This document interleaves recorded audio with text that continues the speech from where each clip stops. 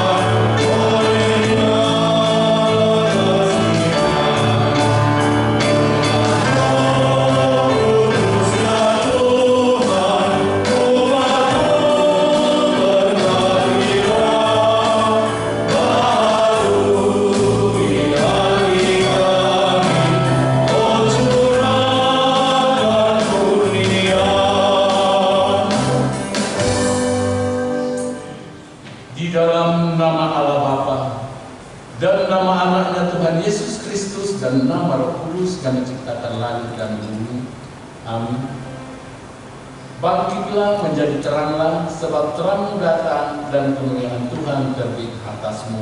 Haleluya. Haleluya. Haleluya.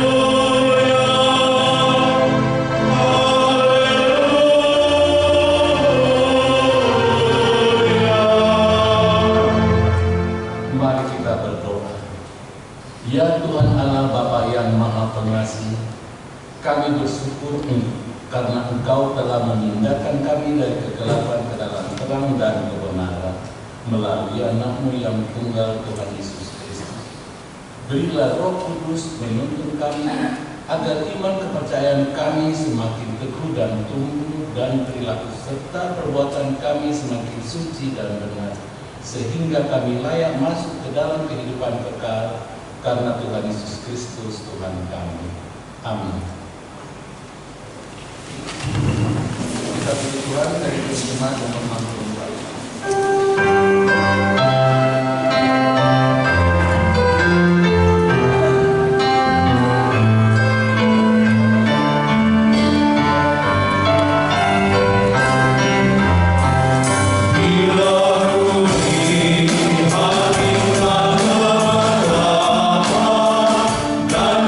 Hati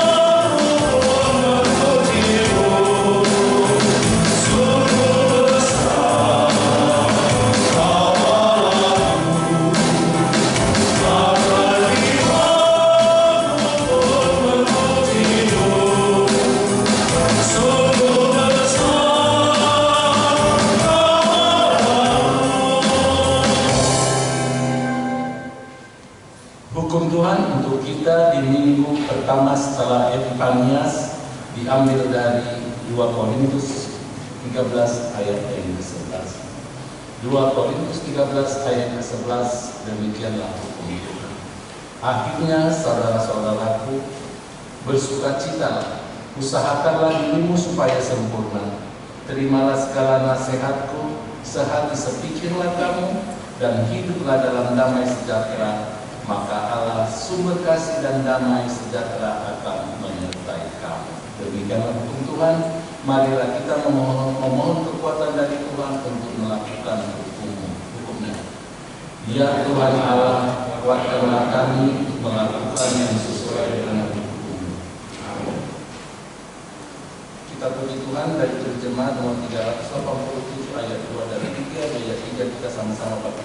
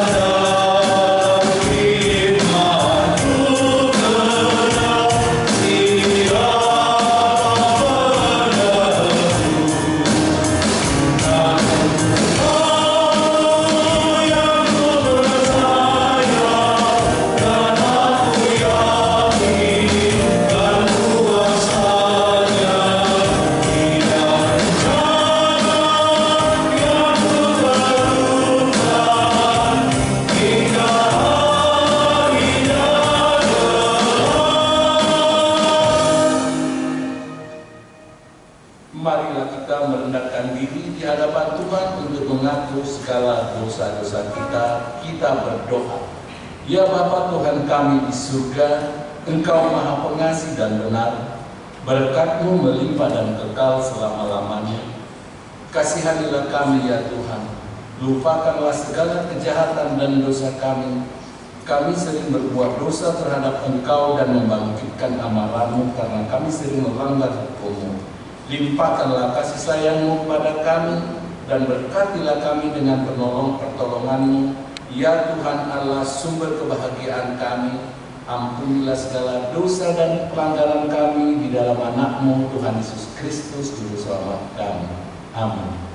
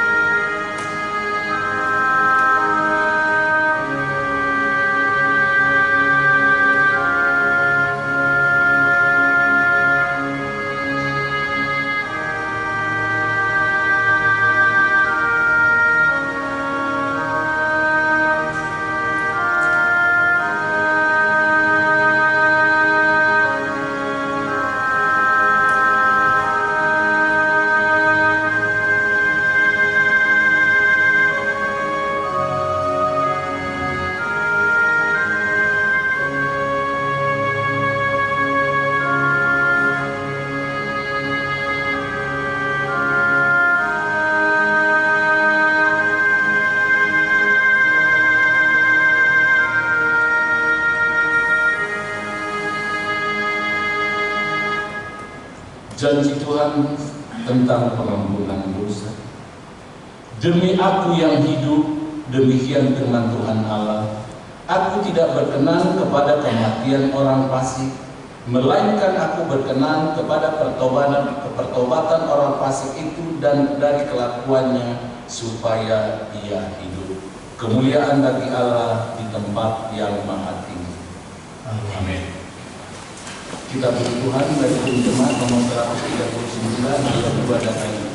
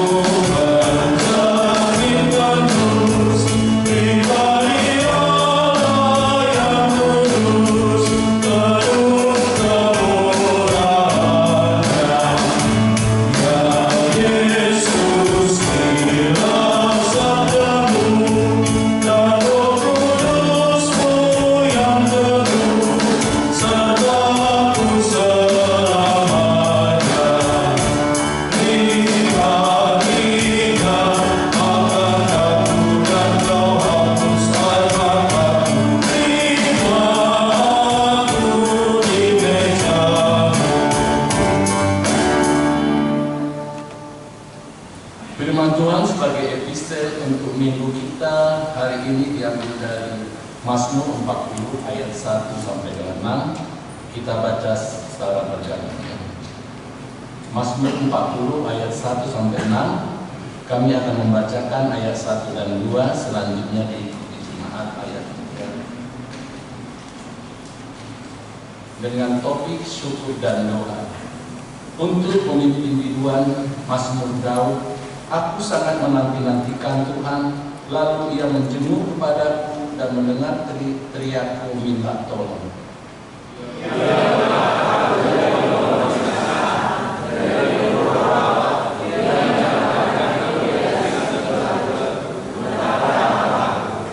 Ia memberikan nyanyian baru dalam mulutku untuk memuji Allah kita. Banyak orang akan melihatnya dan menjadi takut, lalu percaya kepada Tuhan.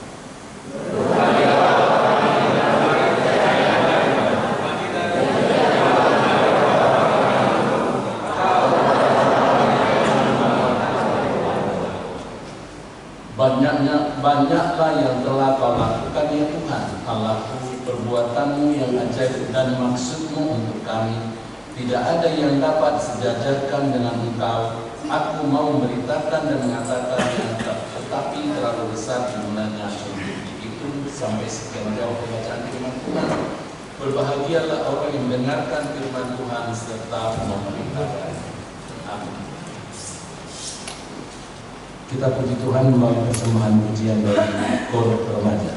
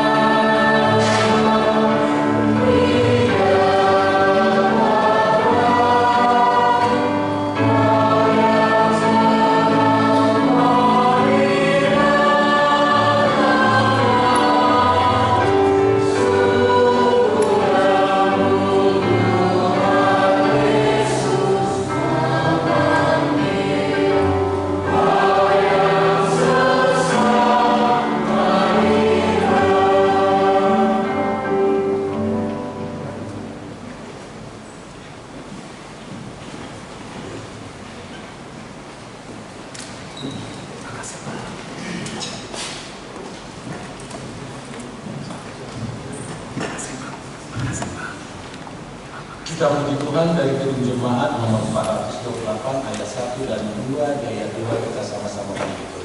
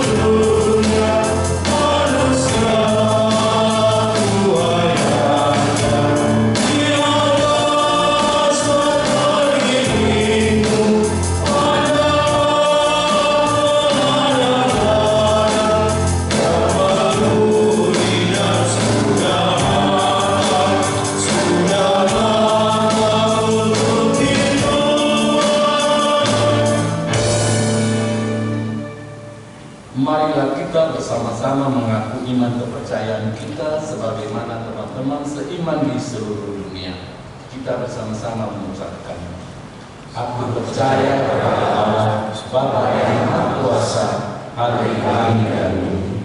Aku percaya kepada Yesus Kristus, Anaknya yang tunggal Tuhan kita, yang dikandung daripada Roh Kudus, lahir dari anak darah Maria, yang menderita sengsara di bawah pemerintahan Pontius Pilatus, disalibkan, mati dan dikuburkan, yang turun ke dalam kerajaan Allah, pada hari yang ketiga bangkit pula dari antara orang mati, naik ke surga, duduk di sebelah kanan Allah, Bapa yang Maha Kuasa. Dari sana acara Allah untuk menghakimi orang yang hidup dan yang mati. Aku percaya kepada Roh Kudus dan adanya satu gereja yang kudus dan am, persekutuan orang kudus, pengampunan dosa, kebangkitan dan hidup yang kekal. Amin. Kita mendengarkan kuasa jemaat.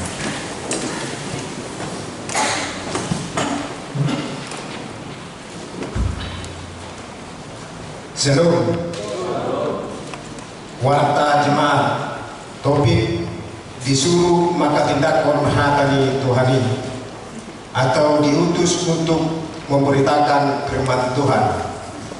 1. Nama minggu kita hari ini minggu 1 setelah Epifanias. 2. Statistik. A. Baptisan. Pada hari Minggu 19 Januari 2025 yang akan datang, Gereja HKBP Makassar akan melaksanakan sakramen baptisan kudus kepada anak-anak, kepada orang tua yang hendak membawa anaknya ke dalam baptisan kudus agar mendaftar ke sekretariat gereja dengan membawa fotokopi akte kelahiran jika sudah ada. Bagi yang bukan anggota jemaat HKBP Makassar, agar membawa surat keterangan dari gereja asalnya. B. Jemaat baru. Pada hari ini Minggu 12 Januari 2025 telah diterima menjadi jemaat di HKBP Makassar keluarga Bapak Tumbur Andreas Lumbantobi, Inang Erni Agustina Buru Hutagao, dengan 3 orang putra putri. 1. Kathleen Eileen Marita Buru Lumbantobi. 2. Binoit Oteria Lumbantobi. 3. Timothy Henry Tumpar Lumbantobi yang datang dari gereja HKBP Immanuel Kelapa Gading, Resort Immanuel Kelapa Gading. Sekarang bertempat tinggal di Emarelis Aurelia nomor 53 Tanjung Merdeka, atau masuk wilayah Galilea. Tuhan Yesus memberkati jemaatnya. C. Jemaat pindah wilayah. Mulai hari ini Minggu 12 Januari 2025 telah pindah wilayah keluarga Bapak J. Sinurat AMD Inang Ibu Poni Pausia Guru Sirai dengan alamat Komplek RRI Bung Tosunggu Kabupaten Goa atau wilayah Blipi, pindah wilayah menjadi wilayah Galilea. Alamat Perumahan Pesona Berombong Indah Kluster D nomor 15 Kecamatan Tamalate, Makassar. Tuhan Yesus memberkati jemaatnya di wilayah yang baru. 3. Dewan Diakonia Koinonia, Dewan Marturia, Dewan Diakonia, gerakan Rp5.000 untuk Diakonia Sosial HKBP Makassar. Yang keenam, kesekretariatan. 1. Pada hari Minggu 12 Januari 25 kita akan persembahan ke depan altar beramplop untuk Pospel Parepare. Marilah kita memberikannya dengan sukacita. 7. Pelayanan. 8. Pengumuman. A1. Bisa sambut Preses Distrik 17 IBT.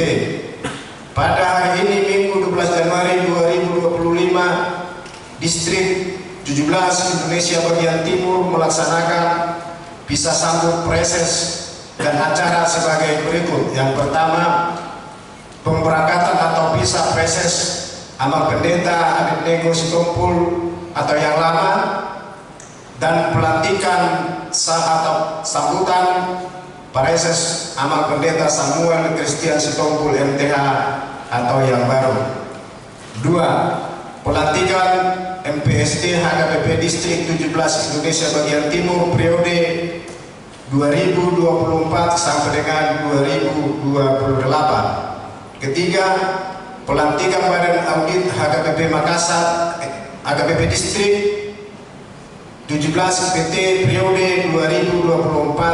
2024-2028. Pendeta Resort Amal Pendeta Rix Johnson Simamora MTH MM dan Inang Sintua Astria Guru selain atau dilantik sebagai MPSD telah berangkat ke Surabaya pada hari Sabtu 11 Januari 2025 untuk mengikutinya. Marilah kita bawa dalam doa acara bisa sambut Preses Distrik 17 Indonesia bagian Timur membawa sukacita dan perjalanan hamba-hambanya dalam penyertaan Tuhan.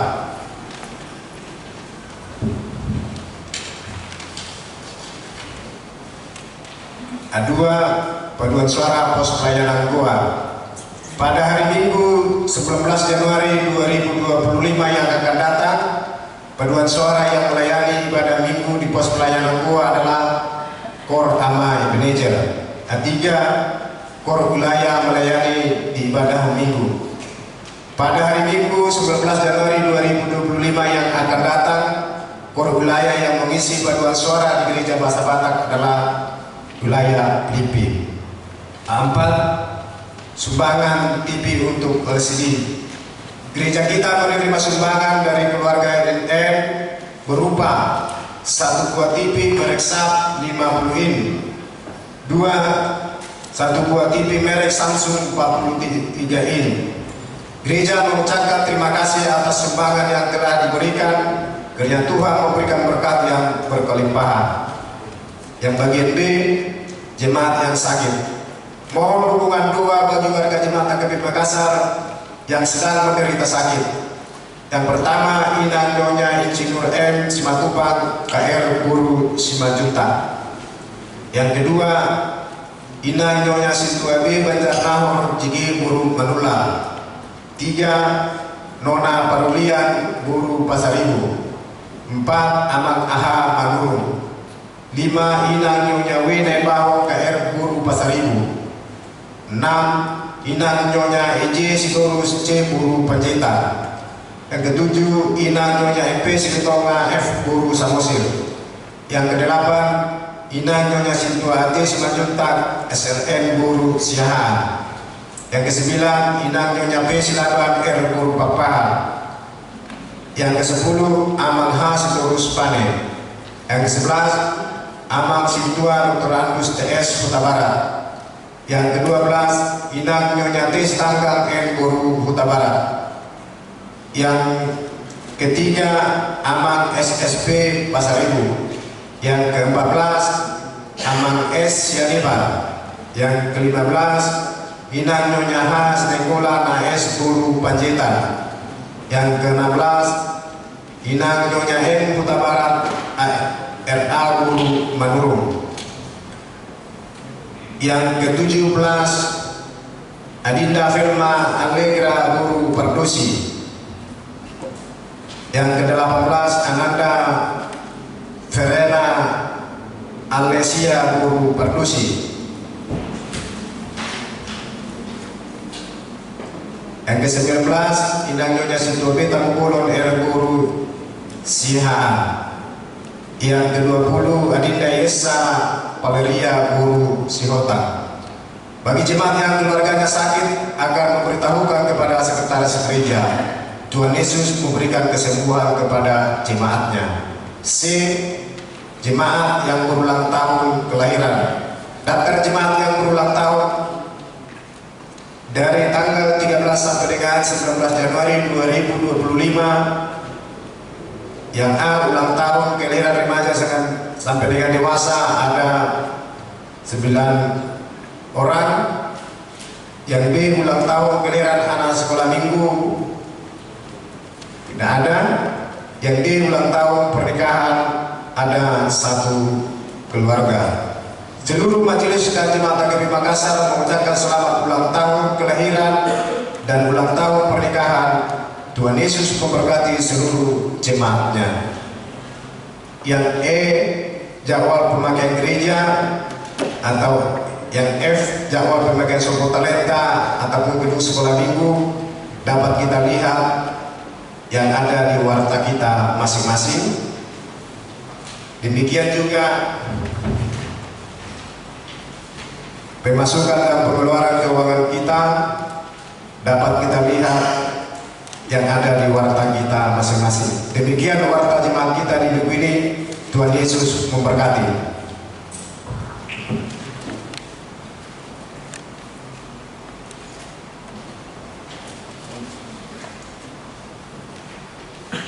Kita puji Tuhan dari Kidung Jemaat nomor 426 ayat 1 dan seterusnya, sambil mengumpulkan persembahan 1A, 1B dan persembahan kedua.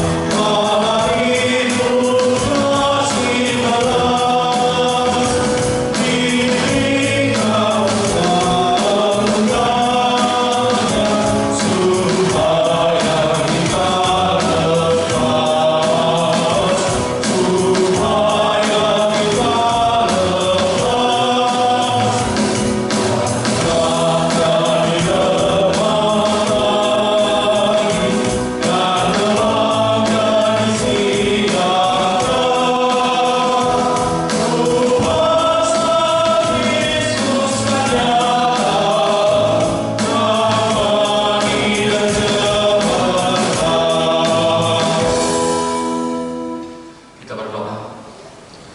Damai sejahtera Allah yang melampaui segala akal, itulah kiranya yang menyertai hati dan pikiran dalam nama Kristus Yesus Tuhan kita. Amin. Shalom. Bapak Ibu Saudara yang dikasihi Tuhan, selamat hari Minggu bagi kita semuanya. Kita akan membaca firman Tuhan untuk kita pada minggu ini yang tertulis di dalam Kisah Para Rasul pasal 8 ayat 14 sampai dengan ayat yang ke-25. Kisah Rasul 8 ayat 14 sampai 25. Kami akan membacakannya, demikian firman Tuhan. Ketika rasul-rasul di Yerusalem mendengar bahwa tanah Samaria telah menerima firman Allah, mereka mengutus Petrus dan Yohanes ke situ. Setibanya di situ, kedua rasul itu berdoa supaya orang-orang Samaria itu beroleh Roh Kudus, sebab Roh Kudus belum turun di atas seorang pun di antara mereka, karena mereka hanya dibaptis dalam nama Tuhan Yesus. Kemudian keduanya menumpangkan tangan di atas mereka, lalu mereka menerima Roh Kudus. Ketika Simon melihat bahwa pemberian Roh Kudus terjadi oleh karena rasul-rasul itu menumpangkan tangannya, ia menawarkan uang kepada mereka serta berkata, "Berikanlah juga kepadaku kuasa itu, supaya jika aku menumpangkan tanganku di atas seseorang, ia boleh menerima Roh Kudus." Tetapi Petrus berkata kepadanya, "Binasalah kiranya uangmu itu bersama dengan engkau, karena engkau menyangka bahwa engkau dapat membeli karunia Allah dengan uang.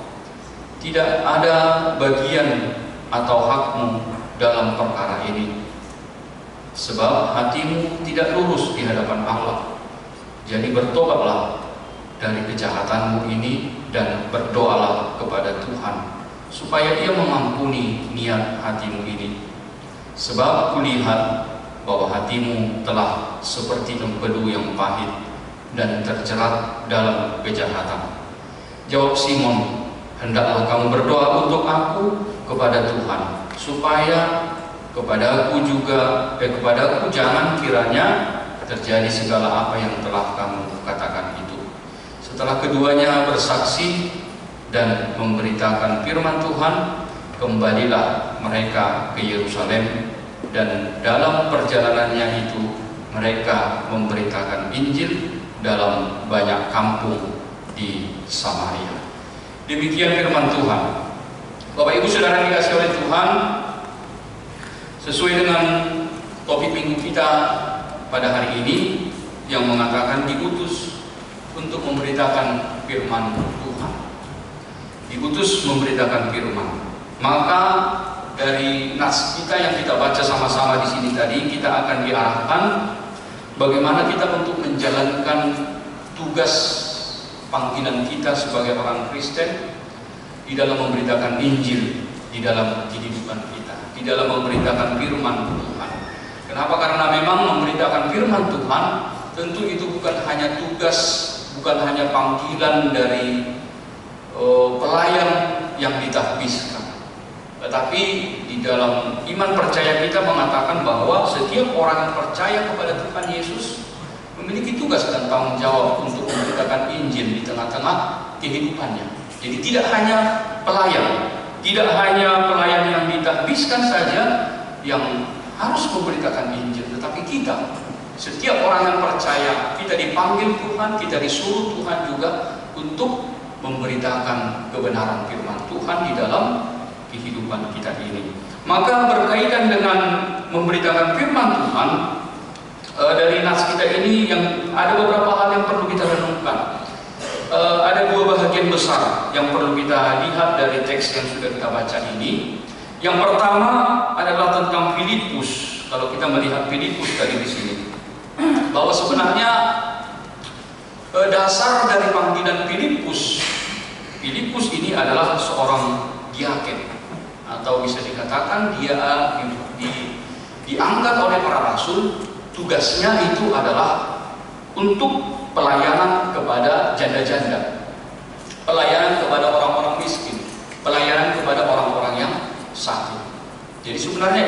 tugas panggilan daripada Filipus ini untuk membantu para rasul di dalam melayani jemaat. Jadi karena rasul hanya ada 12, sehingga mereka tidak bisa hanya ke-12 orang itu saja yang melayani jemaat yang percaya kepada Tuhan Yesus.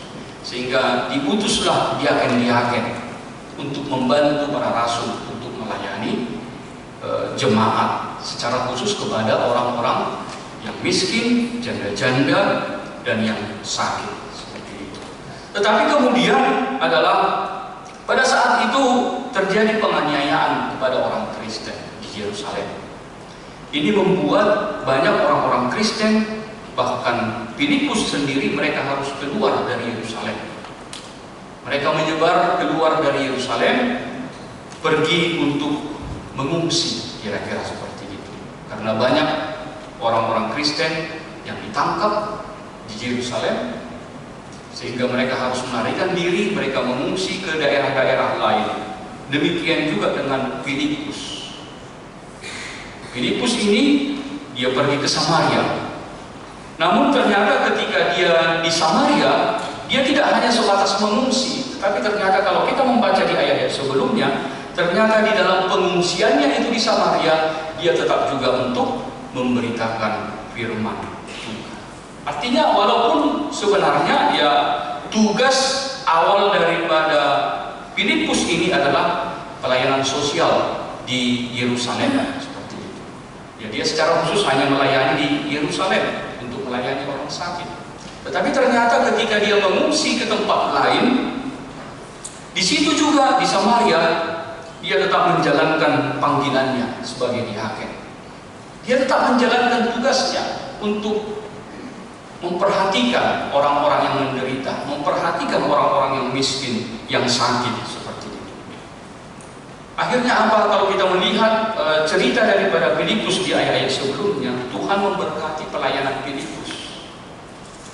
Tuhan memberkati dia sehingga melalui pelayanan-pelayanan yang dia lakukan itu, banyak dikatakan di situ, banyak orang-orang yang kerasukan roh-roh jahat itu disembuhkan, banyak orang yang lumpuh disembuhkan, banyak orang-orang yang timpang menjadi berjalan, banyak mujizat-mujizat yang terjadi melalui pelayanan-pelayanan daripada Filipus.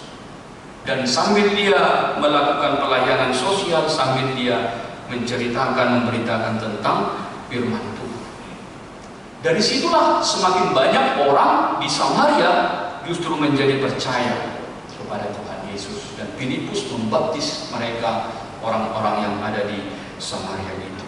Itu kisah daripada Filipus secara singkat yang bisa kita lihat. Sekarang apa yang bisa kita lihat dari Filipus ini? Kalau kita belajar dari Filipus ini adalah kita yang pertama kita mau melihat bahwa ternyata dimanapun dia berada, dia tetap memberitakan Injil. Dia tetap ingat akan tugas panggilannya, walaupun dia tidak lagi di Yerusalem. Dia sudah di Samaria. Sebenarnya dia bisa katakan, ya tugasku di Yerusalem, bukan di Samaria. Tetapi tidak demikian. Di Samaria pun dia tetap memberitakan firman Tuhan. Dia tetap melakukan pelayanan. Yang kedua adalah dasar panggilan daripada Filipus ini adalah untuk mengurusi janda-janda, untuk mengurusi orang-orang miskin, orang-orang yang sakit. Dia bukan rasul yang secara khusus untuk memberitakan Injil, tidak. Dia hanya melakukan pelayanan secara teknis untuk menolong orang-orang yang menderita. Bukan berkata-kata, bukan berkhotbah. Tugas dia secara khusus bukan berkhotbah. Tetapi kalau kita melihat ternyata sekalipun demikian, walaupun dia bukan seorang pengkhotbah, dia bukan seorang pemberita Injil, tetapi melalui pelayanan sosial yang dia lakukan, dia bisa memberitakan Injil di Samaria. Justru semakin banyak orang yang percaya kepada Tuhan Yesus di Samaria. Nah, dari sini kita mau diajarkan, Bapak Ibu Saudara yang dikasihi oleh Tuhan. Apa yang mau disampaikan kepada kita adalah bahwa dimanapun kita, kapanpun waktunya, apapun yang menjadi tugas panggilan hidup kita masing-masing, kita tetap juga bisa memberitakan Injil. Kita belajar dari Filipus. Ya, firman Tuhan tidak hanya diberitakan di gereja, Tetapi firman Tuhan juga harus diberitakan dimanapun kita berada. Firman Tuhan itu harus diberitakan kepada siapapun, tidak hanya kepada orang Kristen saja. Berita tentang Injil itu harus diberitakan, tetapi kepada semua orang Injil itu harus diberitakan.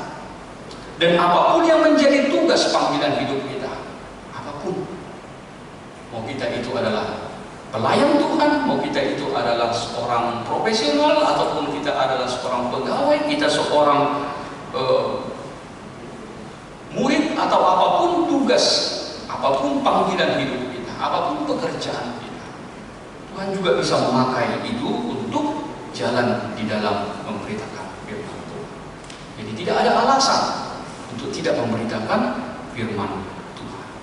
Tetapi perlu kita pahami, Bapak Ibu Saudara yang dikasihi oleh Tuhan, bahwa memberitakan firman Tuhan tentu tidak hanya harus berkhotbah.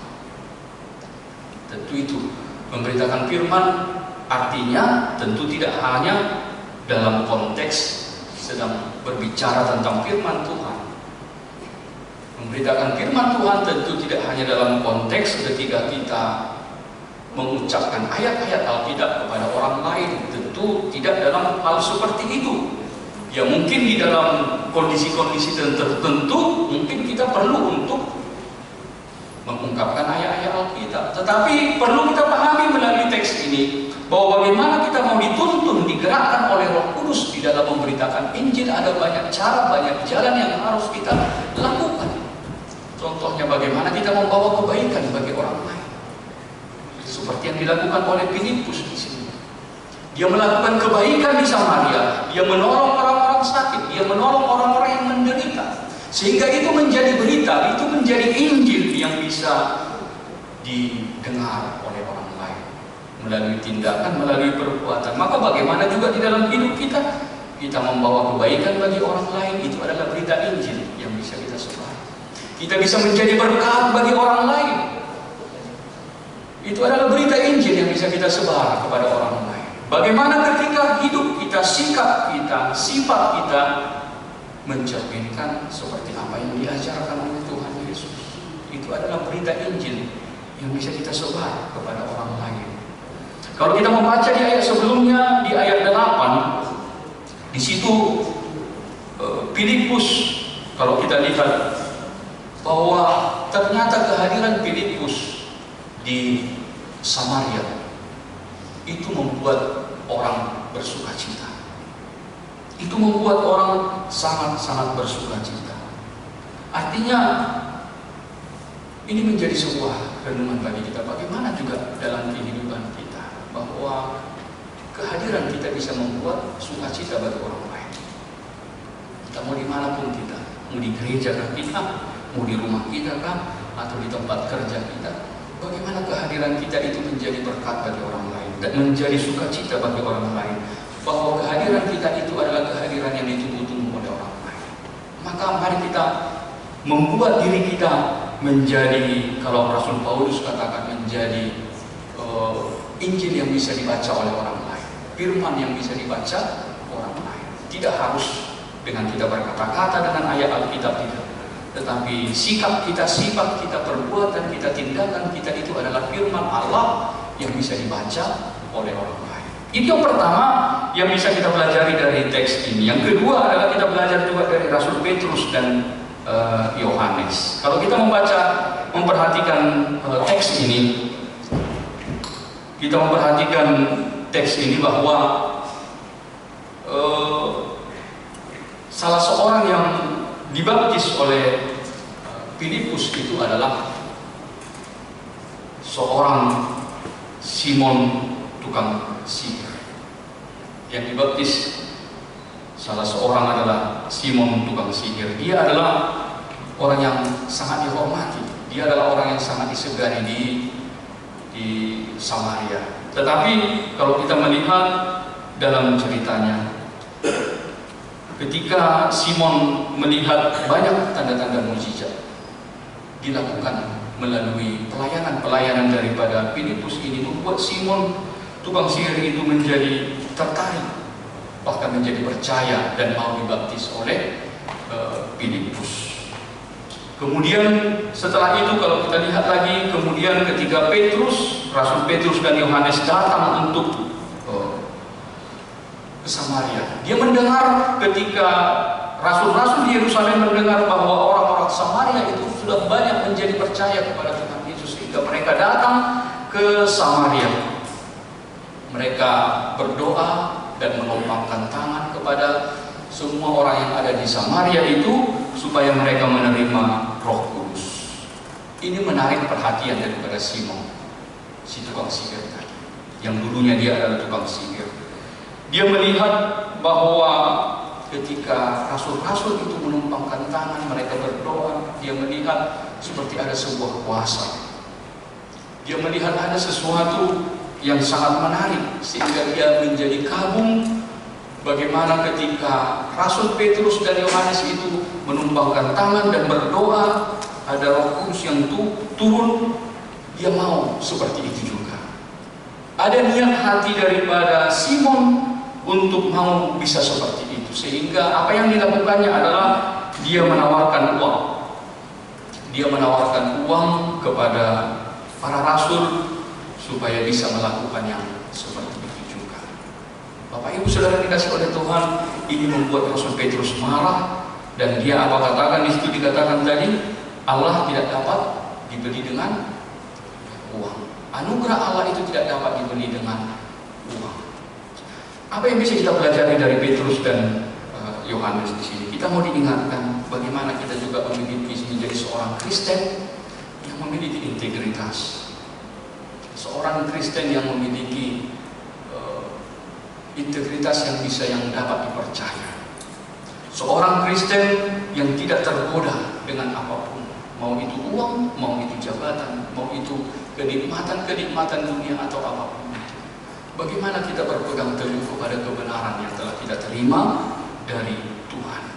Iman, kepercayaan kita yang sudah kita terima dari Tuhan, jangan sampai kita gadaikan, jangan sampai kita jual karena kenikmatan-kenikmatan yang ada di dalam dunia ini. Bagaimana kita tetap menjadi hamba Tuhan yang bisa dipercaya, hamba Tuhan yang benar-benar setia di tengah-tengah kehidupan kita ini. Ya, mungkin akan banyak godaan-godaan di tengah-tengah hidup kita yang bisa membuat kita justru semakin lari, meninggalkan Tuhan, meninggalkan iman kita. Tetapi kita mau diingatkan firman Tuhan melalui teks ini, bagaimana kita menjadi seorang Kristen yang berintegritas. Dimanapun kita, jangan kita takut dan jangan kita malu untuk menjadi seorang Kristen.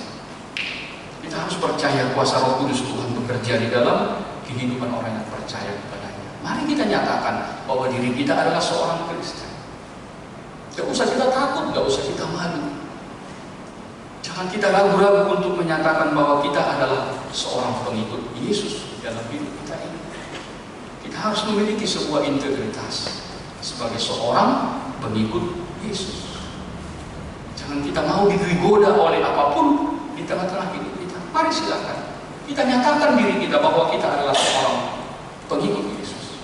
Itu adalah berita Injil yang bisa kita sebar bagi orang lain.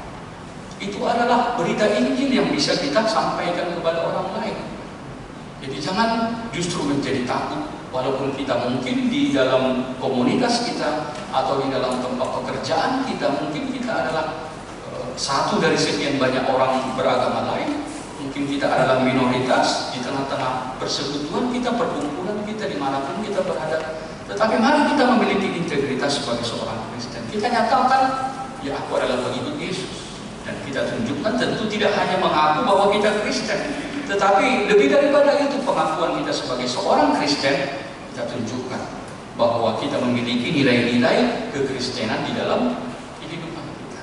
Apa yang diajarkan Tuhan Yesus tentang kasih, diajarkan tentang kebaikan yang kita tunjukkan di dalam kehidupan kita sebagai seorang Kristen. Itu adalah berita Injil. Itu adalah memberitakan firman Tuhan di tengah-tengah kehidupan kita.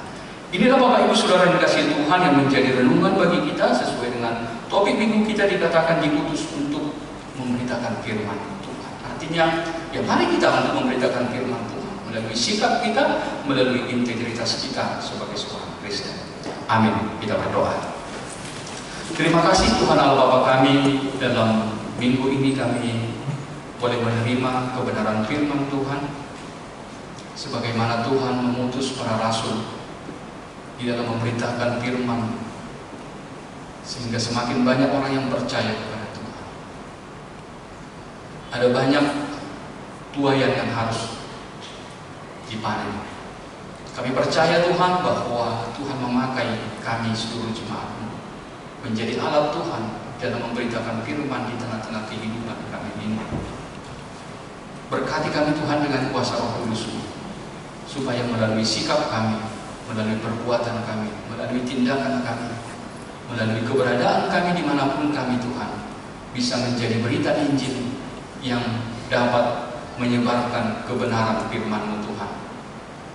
Kuatkan kami, mampukan kami Tuhan, agar kami tetap mampu menyatakan diri kami, menyuarakan kebenaran-Mu Tuhan dimanapun kami berada, dan kami tidak tergoda akan hal-hal apapun Tuhan yang bisa membuat iman kami goyah, yang membuat kami jauh dari Tuhan. Tetapi kuatkan kami Tuhan. Kami percaya bahwa kami akan menjadi pribadi yang tetap menjadi surat Kristus yang bisa dibaca dan dapat dilihat oleh semua orang. Tuhan, di dalam ibadah kami pada saat ini, kami mau menyerahkan hidup kami, menyerahkan diri kami ke hadapan Tuhan. Berkati kami Tuhan di dalam setiap apapun yang kami jalani di dalam kehidupan kami, apa yang kami kerjakan, biarlah Tuhan memberkatinya semuanya. Kami percaya bahwa berkat dan kebaikan hanya datang dari Tuhan saja. Mampukan kami, kuatkan kami Tuhan di dalam setiap hal apapun, tantangan apapun, masalah apapun yang mungkin kami hadapi di dalam hidup kami ini. Kami percaya kami beserta dengan Tuhan, kasih Tuhan selalu menolong dan menuntun hidup kami. Tuhan Allah Bapa kami, demikian juga kami mau berdoa Tuhan pada seluruh jemaat-Mu secara khusus yang dalam keadaan sakit. Berkati mereka Tuhan. Tuhanlah yang memberkati segala obat dan perawatan yang sedang mereka jalani. Kami percaya bahwa kesembuhan hanya datangnya dari Tuhan saja. Kami berdoa buat jemaat kami juga Tuhan yang minggu ini yang berulang tahun. Tuhan berkati mereka, segala harapan, keinginan mereka, berikan mereka kesehatan, umur yang panjang di tengah-tengah kehidupannya. Tuhan, kami juga mau berdoa buat pelayanan di tengah-tengah gereja-Mu. Biarlah Tuhan yang memberkati, sehingga semuanya Tuhan, pelayanan di tengah gereja-Mu menjadi kemuliaan bagi nama Tuhan. Kami juga mau berdoa Tuhan, kegiatan yang sedang dilaksanakan di tengah-tengah gereja-Mu di distrik 17 IBT di dalam proses pergantian preses yang baru Tuhan. Kami menyerahkan kegiatan serah terima daripada preses supaya dapat berjalan dengan baik dan menjadi kemuliaan bagi nama Tuhan. Inilah Tuhan doa kami yang kami panjatkan dalam nama Yesus Kristus. Kami berdoa dan bersyukur. Amin. Bapak Ibu Saudara kasih Tuhan, mari kita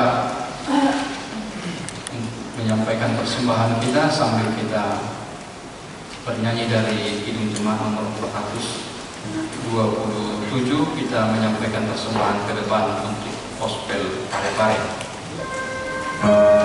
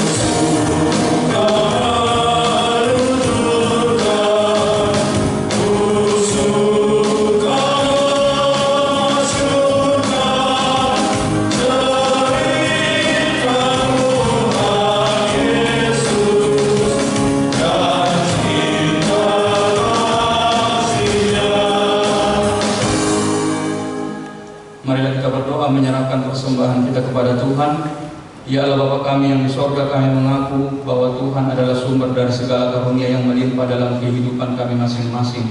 Sebagian daripada karunia itu kami serahkan kembali sebagai persembahan kepada Tuhan. Terimalah dan berkatilah persembahan umat-Mu ini agar dapat kami pergunakan untuk pekerjaan dan pelayanan kerajaan Tuhan di dunia ini. Bukalah hati kami untuk mengenal betapa banyak berkat dan karunia yang kami peroleh dari Tuhan, supaya kami senantiasa bersyukur kepada-Mu di dalam nama Yesus Kristus Tuhan kami. Amin.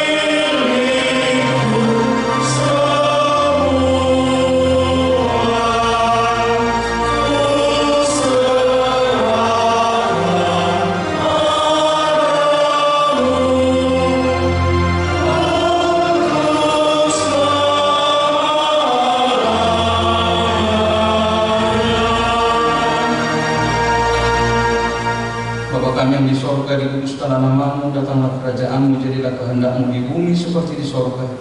Berikanlah kami pada hari ini makanan kami yang secukupnya, dan ampunilah kami akan kesalahan kami, seperti kami juga telah mengampuni orang yang bersalah kepada kami. Dan janganlah membawa kami ke dalam pencobaan, tetapi lepaskanlah kami daripada yang jahat.